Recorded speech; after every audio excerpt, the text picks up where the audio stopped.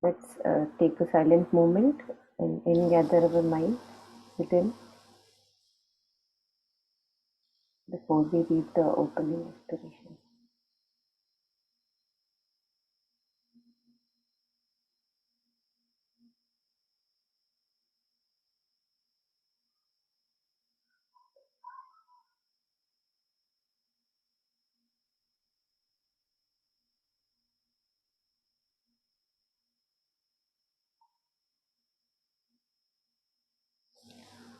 If anyone would like to read it, please go ahead.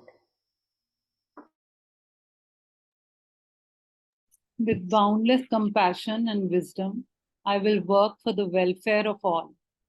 May we be free from hunger and discord and have joy and a world at peace.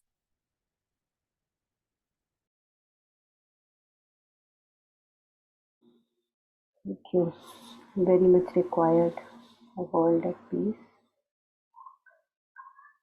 free of hunger, all kinds of hunger we have, sense of incompletion that we have. And may we be free from hunger and discord within and without. So today we are starting with verse 11.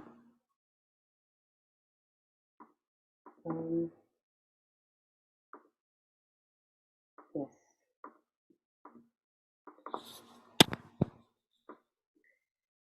So this is about practicing kindness and compassion.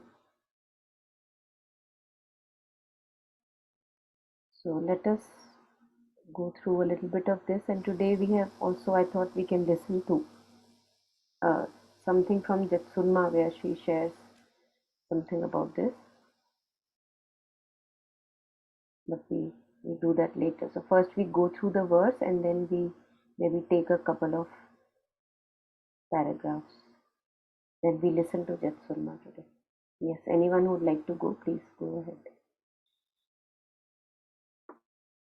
ahead. Starting with the first lines. Okay. All suffering, without exception, arises from desiring happiness for oneself. While perfect Buddhahood is born from the thought of benefiting others, therefore, to really exchange my own happiness for the suffering of others is the practice of a Bodhisattva. The reason why we suffer is because we are in the grip of our egoistic delusion, and we imagine that as long as we serve our own interests and can fulfill all our wants and desires, then somehow we will be happy. Other people can take care of their own happiness. It is not our concern. Our concern is to make ourselves happy. But it doesn't work. It really does not work. The most unhappy, desperate people are those who are only thinking about their own happiness. We get caught more and more because our desires grow and grow and are endless. We are never going to be satisfied anyway. When one desire is satisfied, another desire takes its place. It is not like we can fulfill our desires and end desire for good. Most desires come up, then more and more. It is endless. Our desires spiral around and around until we just end up desperate and farther away from liberation. The ego just gets so bloated that in the end, we are slaves to our own desires and our own grasping at material satisfaction and power. A lot of seemingly successful people end up paranoid and on alcohol or drugs of various kind. Yeah, Thank you. The just next take this, paragraph. this small one also you can take. Yes. So the point is that if we are only thinking about our own happiness, our own satisfaction and well-being, we end up completely trapped and desperate. People put so much misdirected energy into being happy, yet they are not happy at all. Yeah, the state of our lives in general. Yeah.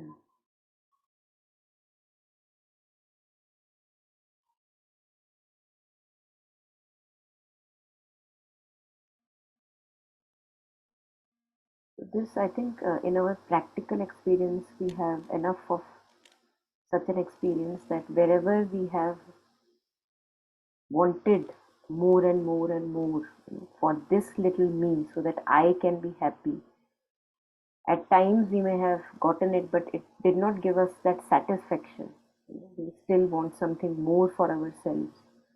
Even in relationships, we have this thing, there is never ending demands and expectations from those relationships, or from our workplace, from for power, for money, for fame, for even approval or appreciation, wanting it from others. And it is a never ending thing, and it just makes us a puppet of all those circumstances outside. So if they say yes, we are happy. If they say no, then we get disappointed. So we are just a puppet in the outer circumstances. And and we see that although on one hand we are seeking happiness, but we are not getting it. We are actually creating more and more conditions for disappointment and misery rather than true happiness. So there is this verse, there are these few lines in Savitri where Sri Aurobindo says, although for himself he seeks, but finding himself, he runs away from himself. So, like, when we are not with friends and we are, say, we use the word lonely, I am lonely. Now we are with ourselves and we are not liking being with ourselves. We just can't stand that emptiness or voidness within. So we are running, we are actually wanting to come back home. We have been wanting that for lifetimes, to truly come back home to ourselves. But we look for it outside, and in that we run away from ourselves. And when we have the moment and opportunity, when others have rejected us, insulted us, or whatever, humiliation, and now we are with ourselves, then we don't want to be there. Then we again want to be just somewhere outside, that why that friend doesn't call me, or why people have left me alone. So we, it's like, that's why Kabir ji also says, kasturi kundal bhaye mrag dhunde banmahi, aise ghat ghat ram hai duniya dekhat rahi. So a kasturi deer is looking for that fragrance outside in the forest, which he thinks is coming from outside but is coming from his own navel. So it's an indication of that contentment or joy or delight or satisfaction, or whatever we can use the name, that we are seeking from outside situations is lying somewhere else, but we are just, our look is always outside, and we don't get it. We actually push it away further from us, the more we do it. So this is a general condition of mankind. In our darkness, we are like that. So she says that we suffer because we think of ourselves as this limited, separate self. And if I fulfill this little container called separate self, then I will be fulfilled. But since there is no little container, and Buddhism is all about proving this, that there is no concrete real container called self within. And that is why the more you try to fulfill it, the more it just actually runs away from you, that fulfillment. कि मेरा हो जाए, मेरा हो जाए, मेरा हो जाए, वो कभी नहीं होता. So it's a delusion, it's a false way of seeing. And on the other hand, we have seen that whenever we have given something, whenever we have given our time, our presence, our some skills or talents or abilities, we have offered ourselves to some work or society or wherever in relations, then there is a glimpse of that contentment that we get. So if we give, on the other hand, there is where we have uh, actually, it's not that our fulfillment is dependent on giving, but in giving we expand. We are not an incomplete container trying to fulfill itself. So we will see this and understand this more closely by maybe listening to Jetsunma, where she shares about this Tonglen practice, this last line of the verse, that to really exchange my own happiness for the suffering of others is the practice of a Bodhisattva. So we think that how can I do that, because I myself am suffering, I'm not very happy, and now you are asking me to take the suffering of others and give my whatever little happiness I have. How is that possible? So Jetsunma shares that practice, and of course many other masters have also shared, but we can just for the time being listen to this.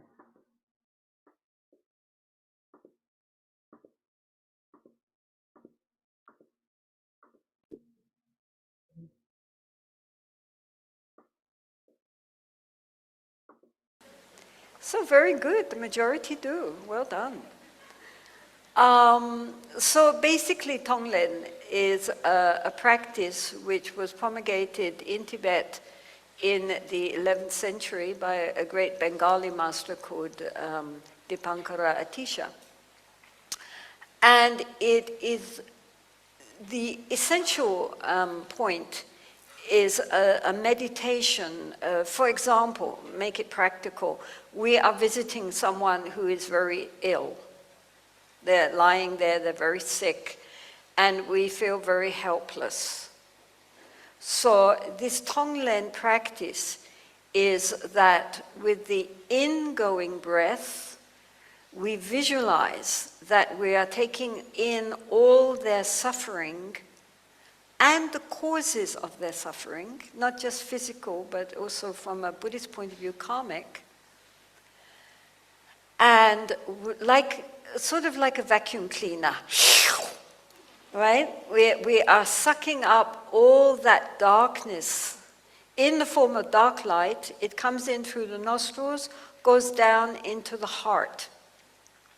Now, at the heart, there is, we could visualize a little black pearl. That little black pearl in the center of our chest, in the heart chakra, represents our ego mind. The mind which says, I'm really sorry that you're suffering, but I'm glad it's not me. Right? That essential self-preservation mind. So this dark energy of their suffering, which we are inviting into ourselves, strikes at this little pearl in the center of our chest, our ego, self-cherishing mind. And because it is the opposite of what the ego would wish, therefore the ego immediately transforms. It is destroyed, because if we can have that much compassion, there is no ego. So immediately, as the dark light goes into this little pearl, it transforms into, like, say, a diamond or a white pearl, which is the very nature of our mind, the true nature of our mind, which is never polluted, never suffering. It's beyond all of that. In this text, we will deal with it later. What is the nature of the mind? But the nature of the mind is completely pure. And no matter how much we invoke darkness, it can never be sullied. It never, ever can be stained. So when we absorb the dark light into that pearl of self-cherishing mind, it immediately transforms into our true Buddha nature, which we all share. Not my Buddha nature versus your Buddha nature. Everybody has the same. It's therefore compared to space. But we'll deal with that later in the text. In the meantime, this dark pearl of self-cherishing mind transforms into our true nature, which is total compassion and wisdom. And so with the outgoing breath, we send out this clear white light, or golden light if you prefer. And then that goes into the person who is sick, and you imagine that every cell of their being, or their mind, everything is completely saturated in this golden light of well-being and happiness and wholesomeness. And so with the in-breath, the darkness; with the out-breath, the light. So Tong means to send, Len means to accept. And one can do this in many situations. We don't have to even have the people in front of us. We can just think of them, or if we have a photo. Or we could also, or if people are themselves sick, then they can use themselves in the sense that, for example, if I have, say, some form of cancer, then I can imagine that all the beings in the world who have this form of cancer, may all that come to me, and may my essential well-being go to them. So we will again be like their substitute. I would be so happy if I could suffer on behalf of all these other beings. Wouldn't that be wonderful? So in this way, it's a way of reversing our natural self-defensive state of mind, to opening the heart to tremendous compassion for all beings, and wishing them that from our endless whirlpool of well-being, that we may help them. And many people who have practiced this, like doctors and nurses come in and say, "Wow, what's happened? The whole atmosphere has changed." It's a very powerful practice for helping us to overcome our egoistic clinging, and for benefiting the object of our... And we can use not just one person, but as we become more practiced, then we can think of many, many people. We can use this in many, many ways. But the idea is to bring in the dark energy and transform it into light energy.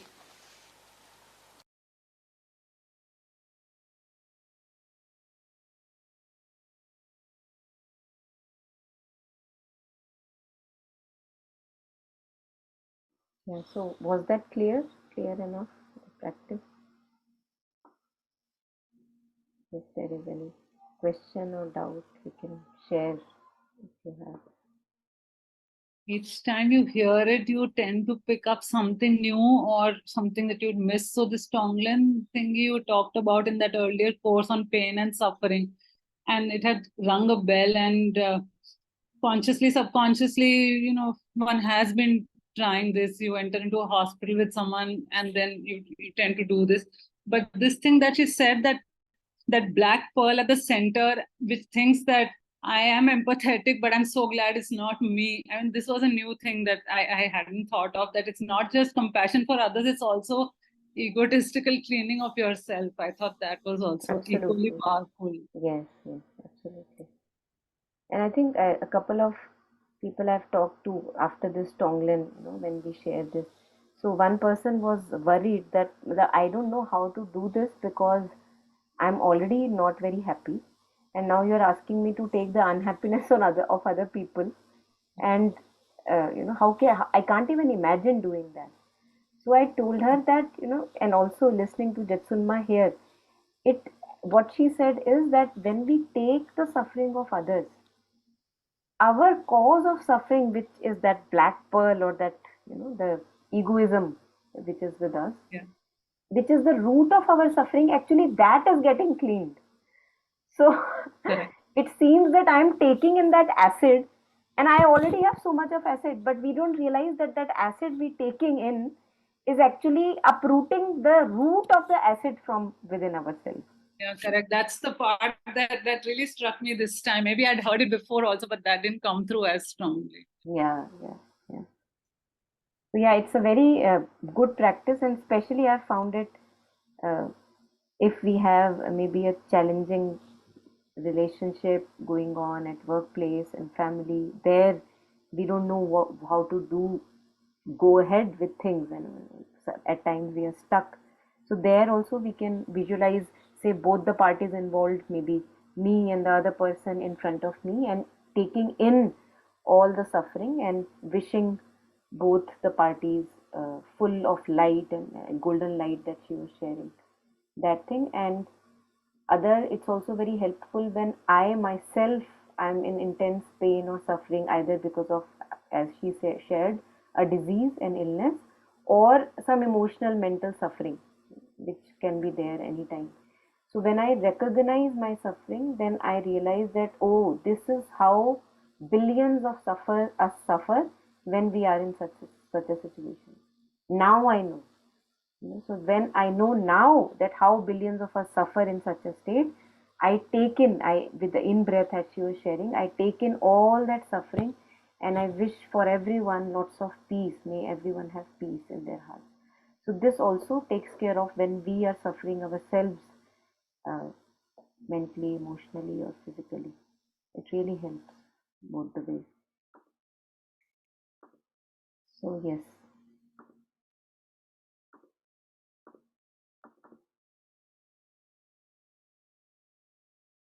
So this hit, what Jetsunma was sharing, this hits on the last two lines and also the first paragraph here, that we are suffering because of that, what she used, black pearl, that desire soul, or the vital, surface vital, that is our consciousness is identified with that. And also, one thing which was shared, she was sharing that the nature of our mind, which is very pure and it's always unstained, no matter how much sins we may have done, it is compared to like space. So we have talked about this earlier also, that imagine that there is a nala, a drain, dirt, whatever, filth, whatever, a garbage pile. And right now that nala is filling up that space, but the moment that nala is removed, we see that the space which was harboring that nala or the drain is untouched by that drain itself. The space is not contaminated. The empty space because of which that space was there for the drain to be.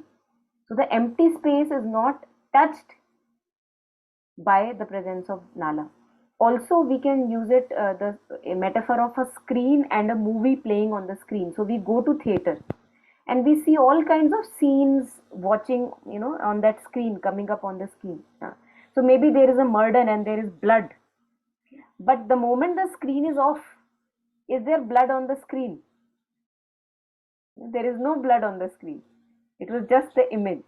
So that is why they say that the nature of mind, or our true being, pure consciousness, is always pure. No matter how many sins or mistakes or errors we may have done, the moment we make a U-turn, we are back to that purity, if we want to reclaim it back. So it is always, and this also comes in Savitri, where he says that a treasure is this treasure which we don't really care for. It is kept safe. He uses the word that it is kept safe. And whenever we want to reclaim it, we can reclaim the treasure back.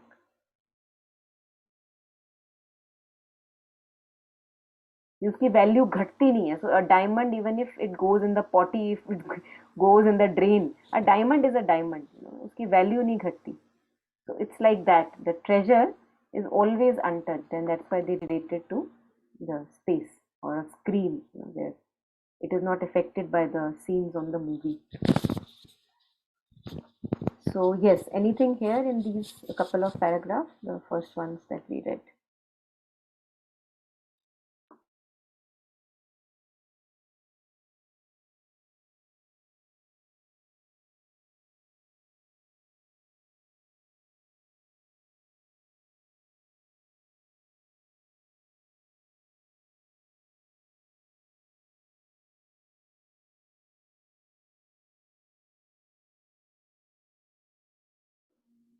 So we can go ahead then. Yeah, so this was again very reflective, what we saw or heard. So the point is that if we are only thinking about our own happiness, our own satisfaction and well-being, we end up completely trapped and desperate. People put so much misdirected energy into being happy, and yet they are not happy at all. So we see, and that is why we see that many good, say, NGOs or people start some good mission with a very beautiful intention to serve people and selflessly work for people. We will see that their own lives, if we look at the history, they had a very painful beginning, and because of that, they were able to put themselves into some work. Like they just put themselves into, jhonko themselves into some work, because they know that if they keep circulating in their head about me, there is no end to it. And when we ourselves have suffered, then we also develop a little bit of sensitivity and empathy to others' suffering. So then we are able to put ourselves into work, that okay, let me forget my own thing and let me give myself to the world in whatever little way. So many good missions and NGOs, etc., they start at times with a person's history like that one faces a lot of difficulty and challenge, and then one is able to selflessly work, offer oneself. So let us read something more then. Yeah, we can read these 3 paragraphs that are in front. Ma'am, one Hmm. question. Hmm. Loving oneself Hmm. and desiring for oneself, these are very different things, no? Hmm. Because when I hear this thing, you have to love yourself. But love myself in my actions, not in fulfilling my desires. Is Hmm. that right, or is there a difference here? See, again, यहाँ पे हम देख सकते हैं, we have to see the definition of love, which is very distorted, you know. So if we look at definition of really true love, then true love is lots of courage. True love is lots of benefit for the person you love, that you wish him benefit, you wish the welfare of the other person. So when I say that I have to be loving towards myself, what I am saying in that sense of pure love is that I want benefit of myself. So now I can ask the question, that is this way of running about after things is benefiting me? If it is benefiting me, yes, I will do it. But if it is not benefiting me, then I will recognize that it's not benefiting and I'll stop running after these things. So we have to look at it in the perspective of the definition of love. That love is true benefit. So if I want to benefit myself, now I can ask myself, what does benefit me more? Do running after my desires benefit me more? Maybe I say yes, I don't know, I'm just asking question. Or maybe those situations which are very challenging, and when I try to bring myself with practice and bring myself, tame my mind and train my monkey mind, does that benefit me more? Although that is painful, coming back home is not less painful, it is painful because हमें आदत नहीं है रुकने की. So, but I can ask what is truly beneficial, and then I would know what is love. So then we can see whether desiring for oneself or loving oneself, what is the difference. Then it would be a little bit clear to us. Training the monkey mind is the most difficult It is task. most difficult. I mean, the little with this practice and whatever that I'm hearing, the only difference that I'm seeing in myself is that some amount of witnessing consciousness has developed. So each time the mind is running amok, I am able to take that little step backward and see that, okay, my mind is playing this trick on me. That change has happened, but short of that, the tricks are not stopping, and sometimes they're even increasing in what should I say, volume or whatever. The more that I'm trying to tame it, the more amok it's running is my Exactly. I think that's a beautiful observation, because that is what we become conscious of when we come back home in the first place. आप imagine करो कि एक घर ऐसा है, उस घर के बारे में आपको पता ही नहीं है कि अंदर सिचुएशन क्या है, कितने कीड़े मकोड़े, कौन कौन से हर तरीके के जानवर पनप रहे हैं, क्योंकि आप कभी घर आते ही नहीं. Right. So on the outside it seems अरे सब ठीक ही तो है. But the moment I begin to now spend some hours at this place which I call my home, I realize that, oh my God, what a terror! What a terror! And in my absence, I was not able to see that there was such a terror. But when I come back home and witness that terror in front of me, now I am able to see it more like jumping around, as you said, in turmoil all the time. That's only because that now you are, as you said, I am trying to get a glimpse of at times that witnessing aspect. So it's completely It's a okay. bit heartening to think that maybe because I'm noticing it more, perhaps it is seeming so out of control. Because otherwise, what I'm feeling is that it is getting more and more out of control the more that I'm trying to tame it. But perhaps, as you're saying, it's another perspective that perhaps I'm being able to look at it now and Look at it. therefore Yes. the Look at it. Yes. And the other thing that you said about the taming part. Now, see, for lifetimes, the mind has been running. right. So the test it has, उसको जो पुराना test है वो रुकने का है ही नहीं, उसको बस भागने का टेस्ट है. आप क्या कर रहे हो अभी, हम क्या करने की कोशिश कर रहे हैं, हम उसको देखते हैं, एज यू सेड मैं देख पाती हूँ कि मैं भाग रही हूँ फिर से, और then we bring it back to breath, because we know that that running is not leading it anywhere. Right. है ना. And this, as you said, it is a difficult process, otherwise there would be no need of how many pages of Savitri, 4,000 whatever, what would be the need.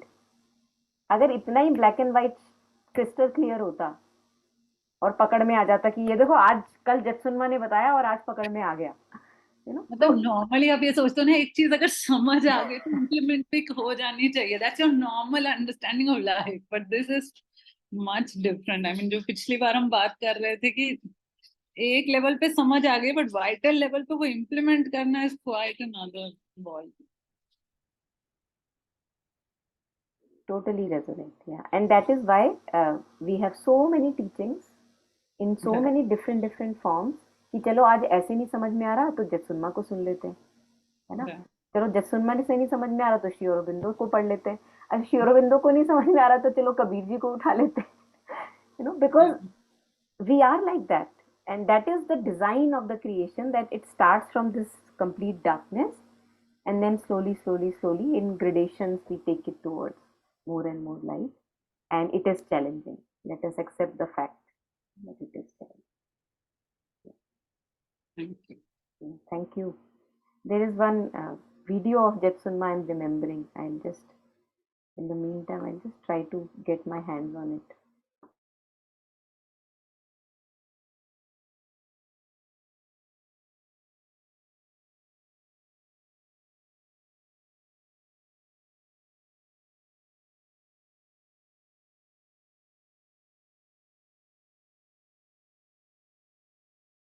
Let's listen to Jetsunma again. It's a beautiful talk. I recommend listening the full talk, but let us maybe take one excerpt of it.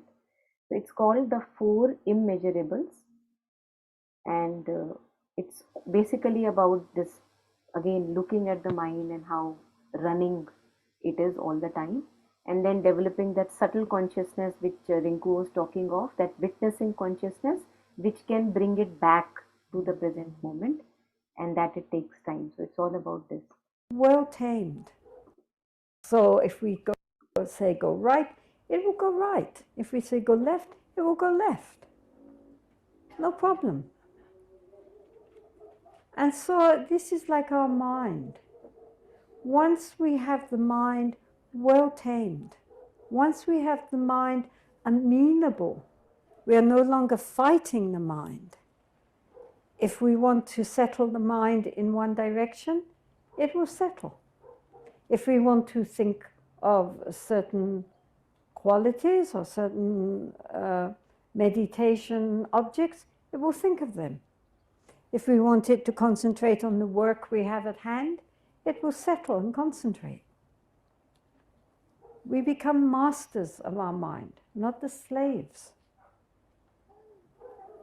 But because we have the habit of being so out of control, which only those who have tried to meditate can really appreciate, it takes time. So the Buddha started with this basic practice of what is now described as calm abiding, the shamatha meditation. Shamatha means something very peaceful. It's probably akin to the shalom, the shamatha is peaceful.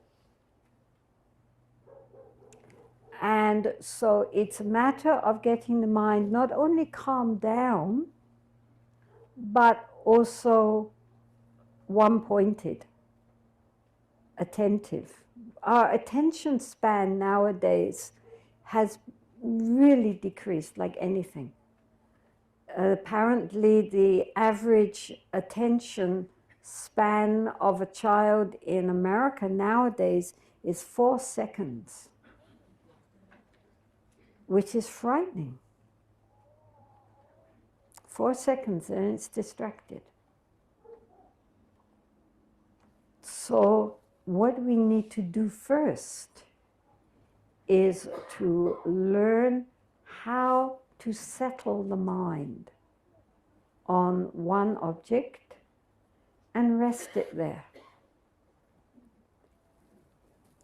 It's not that we're forcing the mind to do anything. We're not suppressing thoughts. I think it's very important to understand that the object is not to stop thinking. The object is not to suppress or repress our thinking. The thinking mind is not the problem. The problem is that we identify with our thinking mind and get swept away by the thinking mind. If we think of the thinking mind like a river, then much of the time we're immersed in that river and just swept along. So that's the problem.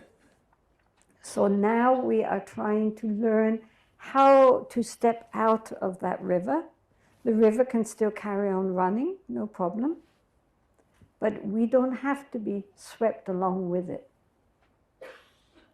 So this is what we are going to be doing at this point. Is the first step is to learn how to step out of the river. Now, the ordinary thinking mind, our ordinary conceptual mind, the mind stream, could be considered as the gross level of the mind. That is our most obvious thinking process, which we're all very familiar with. It's the noise that goes on continually in our heads, rather like living in a house with the television turned on the whole time. It's always there, sometimes in the foreground, sometimes in the background, but it's constantly chattering away. So that is the basic conceptual thinking mind. What we are trying to do now is become more aware to separate the next level of mind, which might be called the subtle mind. This is also known in Buddhism as mindfulness. And it's the quality of mind which observes. Normally, we're so caught up in our mental thinking that we are not aware that we are aware. So we need to separate that from the ordinary flow of the mind. And so we do this by focusing on an object.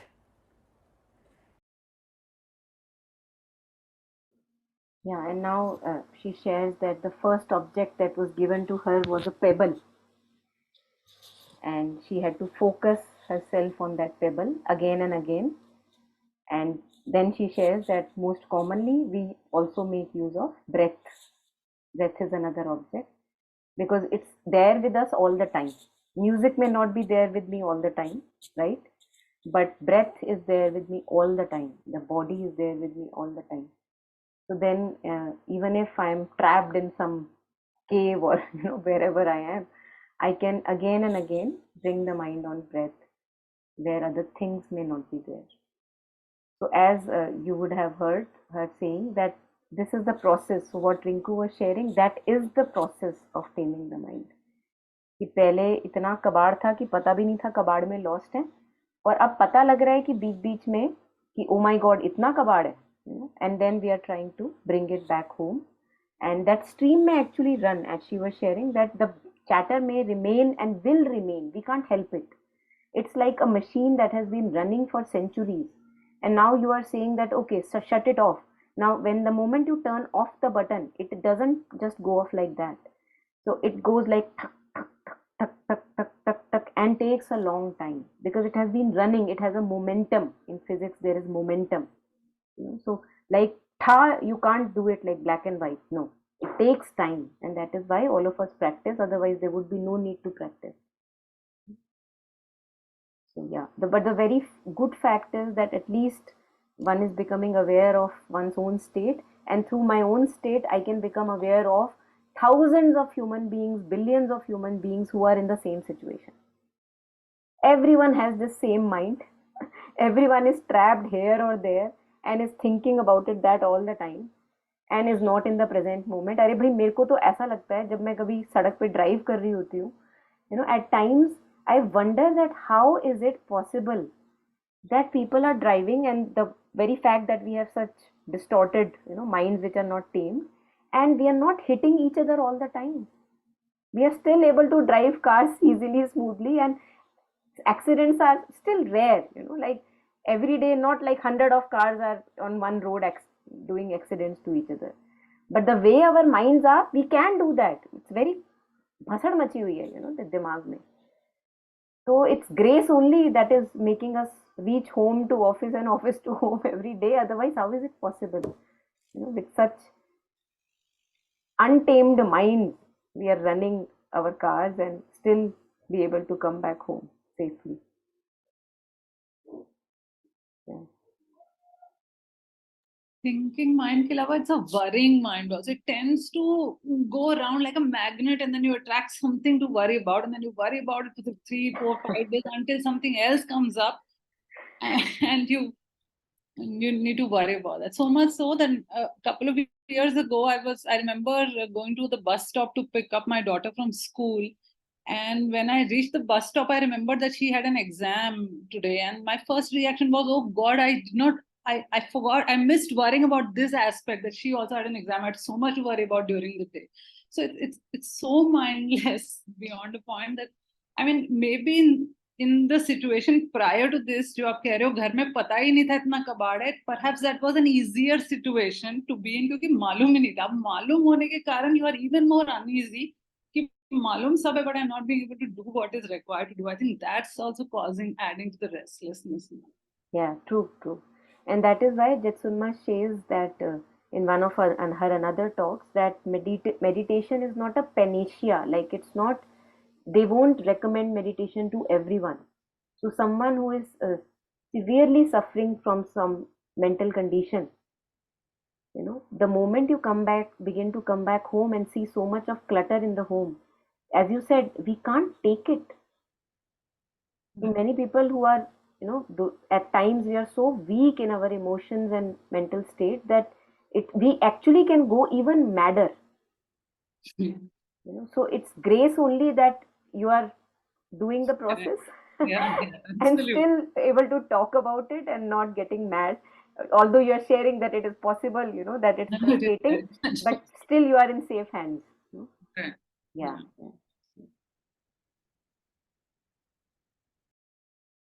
It's almost like this thing that we say that if you ask children to do an X thing, they'll do the opposite of what it is. So while you know that the mind needs to be tamed, and the more you try to tame it, I think it also kind of rebels. It will rebel. Yeah, it will rebel. I think that is why they say Jack Cornfield, one of the very kindest and sweetest teachers of Buddhism. I used to listen to him many, many years ago, and it still leaves an impression on me. So he used to share that we have to tame the mind like a puppy.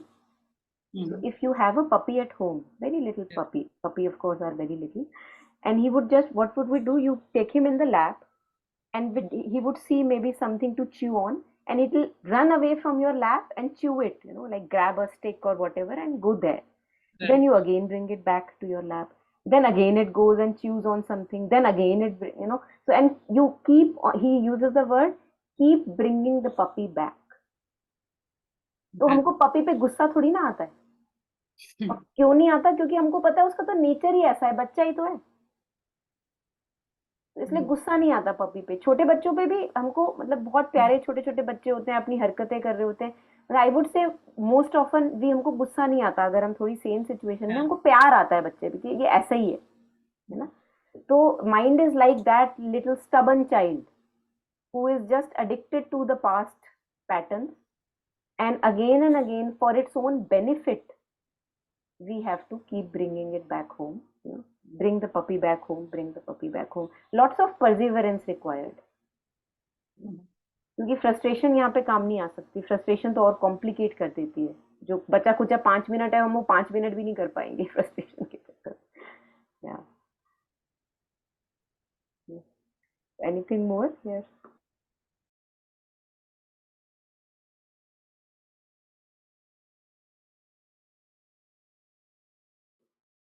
Okay. So let us continue the practice then, and we will stop here. Again, not nowadays wanting to take larger chunks, because even if we are from today's, we can take the Tonglen practice home and taming the monkey mind home. I think that is, say, enough for a lifetime, I would say. But again, we need to revise our memory, so we keep on meeting again. So I think let's try and experiment with these practices, and whenever we can, in our own day-to-day lives. We stop here today, and we take a moment of silence, wishing everyone, dedicating all the merit that we may have accumulated with all the sentient beings who suffer as I suffer. May we not suffer, and may we be able to, with lots of courage, do those things which are beneficial for each one of us.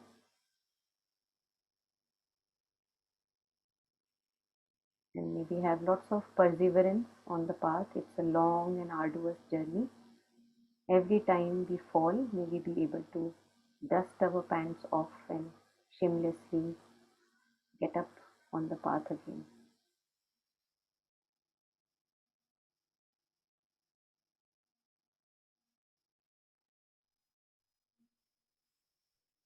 May everyone be well and happy, truly happy.